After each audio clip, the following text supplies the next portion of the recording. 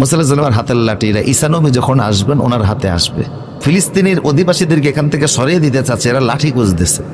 এখন লাঠি খুঁজবে কিভাবে? তাদের দাবি হলো যে এটার নিচে পুরাতন একটা চেম্বারে গাজার মাটির নিচে, কারণ এই ফিলিস্তিনের মাটিটা এই উল্টাইছে পাল্টাইছে বহুবার, এই সহজে কতবার ধ্বংস হয়েছে আর কতবার পুনর্গঠন হয়েছে আল্লাহ ভালো জানে। এটা অনেকদিন আমরা আলোচনা করব। এই ফিলিস্তিনের এই জমিন যে কতবার মেসাকার হয়েছে, এই সহজ যে কতবার মাটির সাথে মিশছে আর কতবার যেটা পুনর্গঠন হয়েছে হিসাব ছাড়া বিগত 6000 বছরে। তো ওদের কথা হলো যে ওই যে 586 খ্রিস্টাব্দে খ্রিস্টপূর্বের সময় এটা ফিলিস্তিনের ওই জেরুজালেমের মাটির নিচে আছে, এই জন্য তারা বিশ্বাস করে লাঠিটা সেখানে আছে। তাই তারা ফিলিস্তিনের অধিবাসীদেরকে সরাইয়া লাঠি খোঁজার জন্য চেষ্টা করতেছে, লাঠি তারা বের করবে।